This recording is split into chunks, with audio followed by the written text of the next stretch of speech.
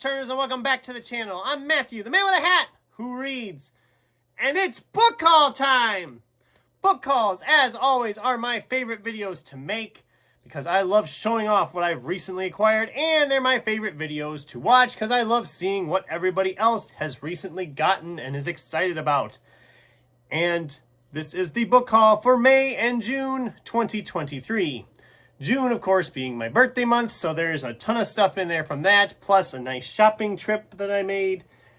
I got a bunch of books here. There's 21 books here, and I think I have something that everybody can enjoy. So we're going to go through all of them, but there are some other things we're going to go through in there too, bookish items and gifts I received for my birthday or whatever. Before that, though, an explanation, because it's been a little while.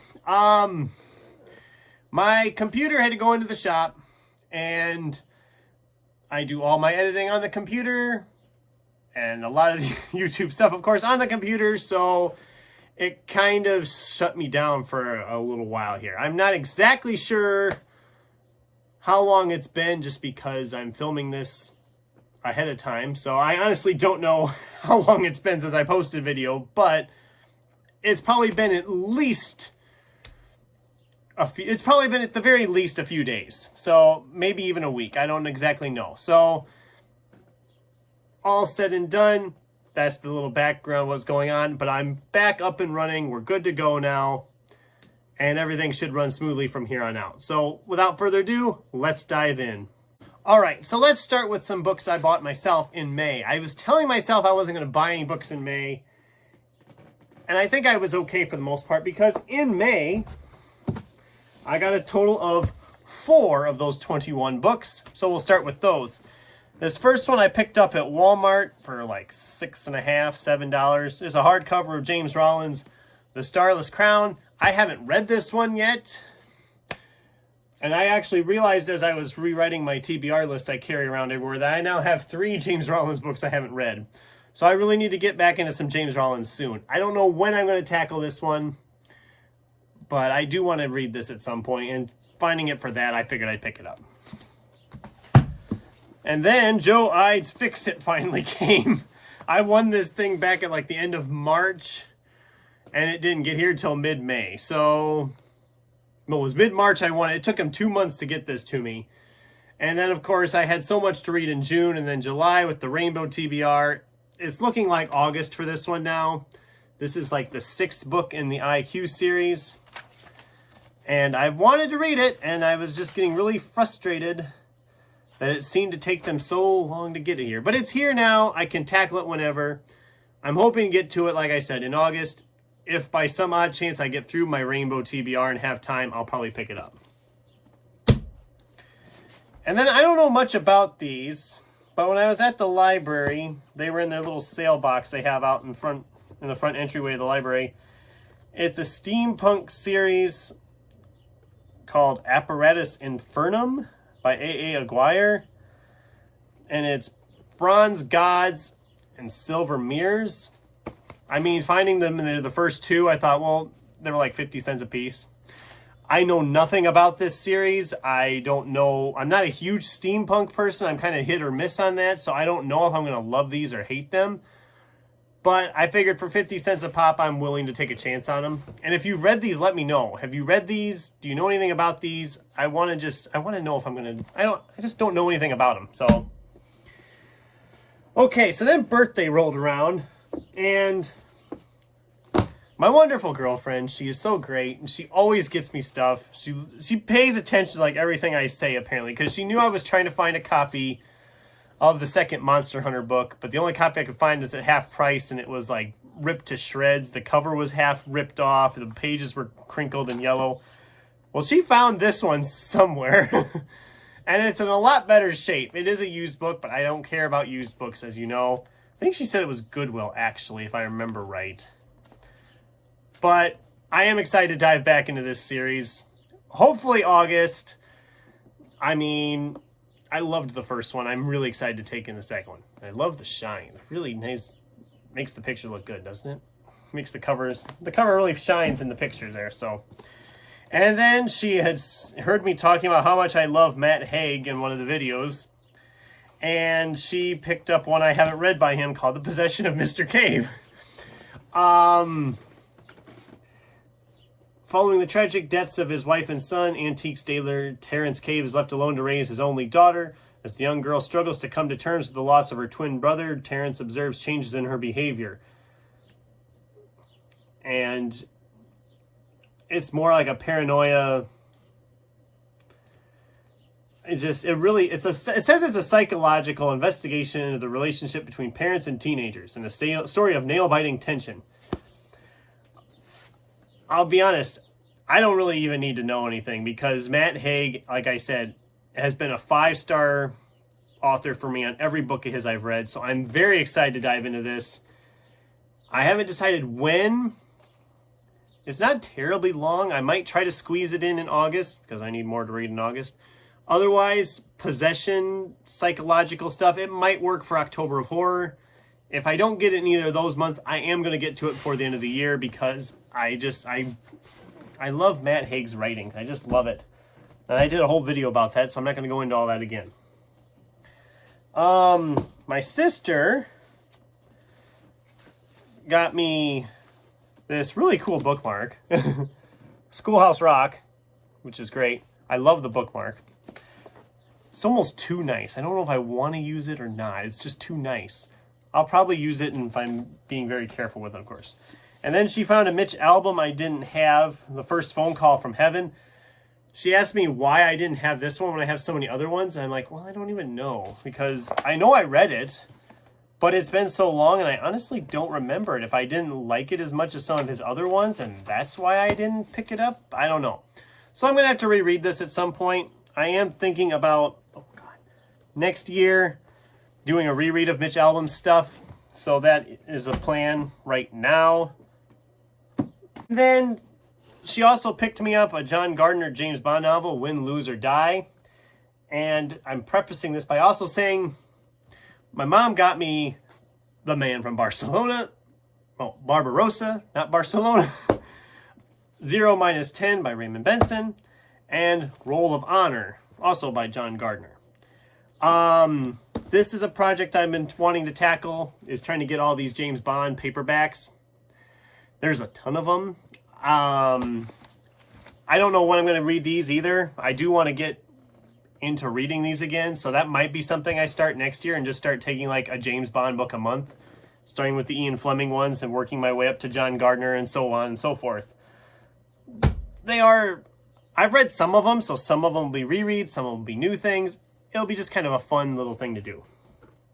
And then my mom also found me this novelization of E.T., which is in really nice shape for as old as this book probably is. I mean, the price on it is $2.95. So it's not new. It's not new anymore. I mean, June 1982. So it's not new, but it's in really nice shape. And I'll read it. And if nothing else, I can keep it as a collector's item because, like I said, it's in pretty good shape. And if I keep it in good shape, it'll be worth some money someday. Maybe. You know, when nobody was reading books anymore. I'm just funny tonight, aren't I? Okay. So then, my girlfriend's birthday was a couple weeks after mine. Week and a half, something like that. And so I took her for the day. We went to Half Price Books. We went to a bunch of other places. So at half price, I found 5 more that I hadn't read. A couple of these were on the clearance. One of these was on the clearance shelf. This first one is Claire Pooley's The Authenticity Project. The title caught my eye. I was like, oh, that sounds weird. So I picked it up and looked at it, and I don't know, it just sounded interesting. We have this guy who's an lonely artist. He writes in his plain green journal the truth about his own life and leaves it in his local cafe.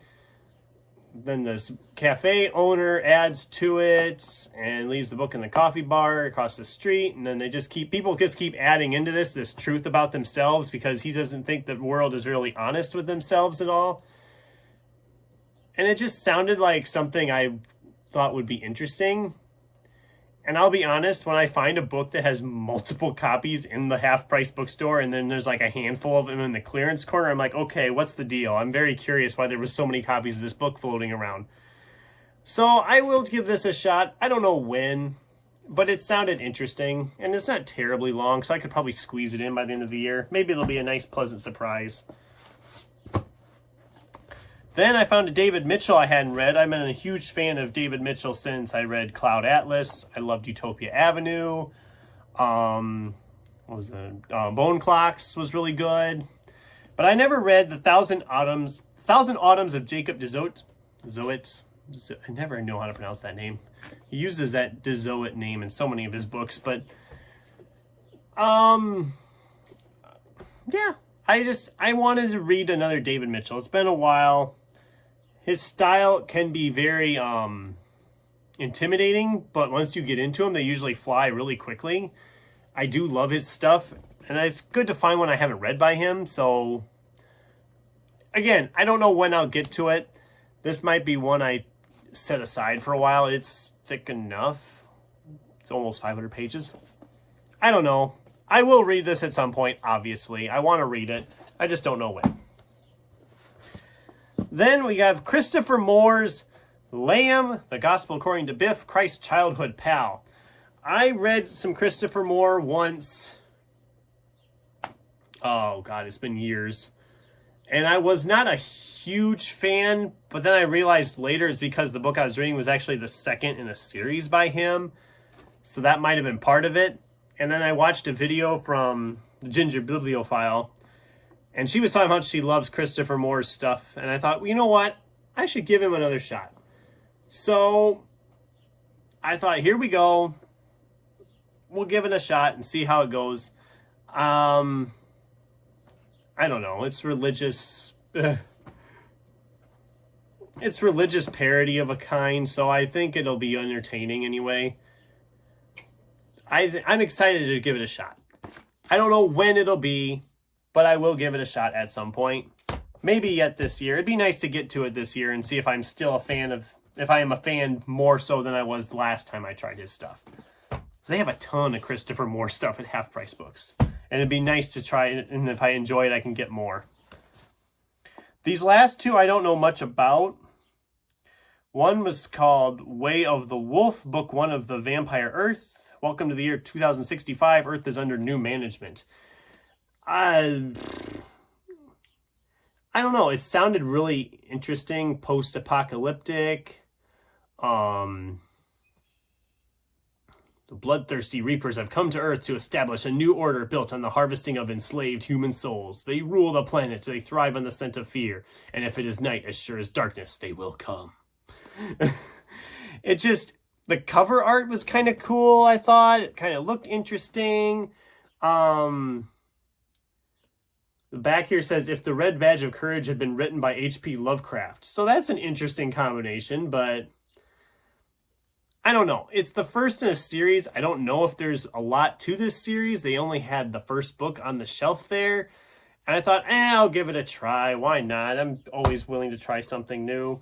And then we have Charlie Human's Apocalypse Now. Chuck Wendig says, you need to read this book right now. Part Teenage Wasteland, part Lovecraft Fever Dream, a demented, raucous urban fantasy. I mean, these were all comments from people I've read before. I mean, Richard Kadri, Chuck Wendig. I've read these people. I've enjoyed these authors before. I'm willing to give it a shot. It sounds good. It looks cool. Why not? We went to Barnes & Noble and I picked up Toshikazu Kawaguchi's Tales from the Cafe. This is the sequel to Before the Coffee Gets Cold. I want to read this as soon as I possibly can, so this one will definitely be in August. It's not very long. I'm hoping it's as good as the first. Then we went to Stuff Etc. and I found 3 more, and this is the end of the video here. We're getting to the last ones.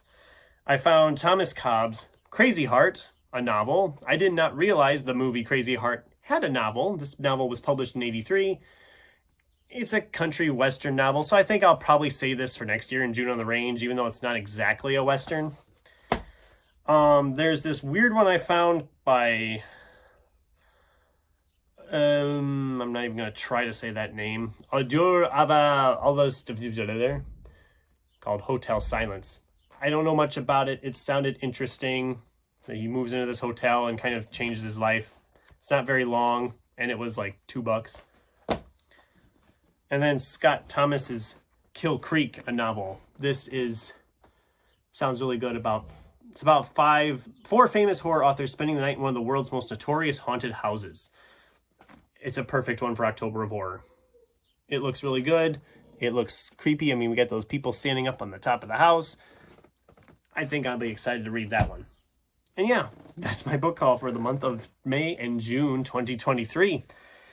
What did you guys think? Have you read any of these? Are there any of these I should prioritize? I'd love to get a conversation going in the comments down below. Thanks for watching, and until next time, keep turning pages.